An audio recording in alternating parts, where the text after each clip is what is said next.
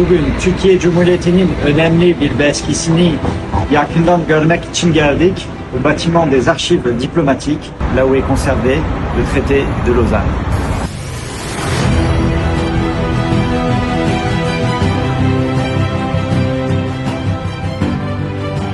Merhaba, Lozan Anlaşması'nın Fransa'da muhafaza edildiğini biliyor muydunuz? Je suis ici au bâtiment des archives diplomatiques avec Gabriel, qui est le conservateur en charge de l'ensemble des traités qui sont conservés ici. Et donc, Gabriel, pourquoi le traité de Lausanne est conservé en France? Bien, parce que la France a conservé tous les traités qui mettaient fin à la Première Guerre mondiale. Et les traités de Lausanne de 1923, bien que négociés en Suisse, concernent en fait le règlement de cette question. Alors nous allons respecter un petit peu plus en détail ce document. De quoi s'agit-il?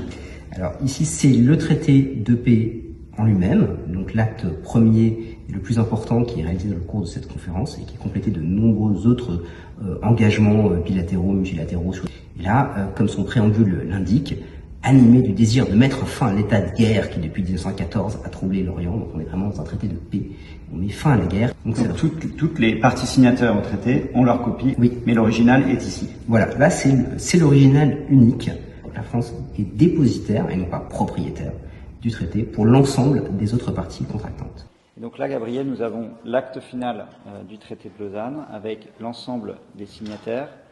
On voit pour la Turquie İsmet Pacha, le docteur Riza Nur Bey et Hassan Bey, ancien ministre député de Trébizonde.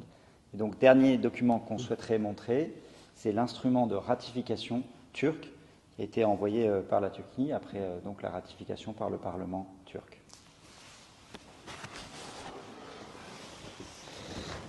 Alors, comme tous les ratifications qu'on fait à ce moment-là, c'est là-dessus qu'on met le plus grand effort documentaire. Les ratifications sont sous la forme d'un portefeuille en velours.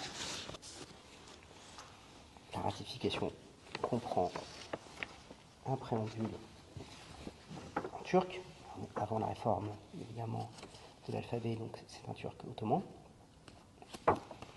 Et à la suite, la reproduction intégrale du traité tel qu'il est imprimé en français. Et donc là, on a la signature de la ratification par Mustafa Kemal. Voilà, en tant que chef d'État.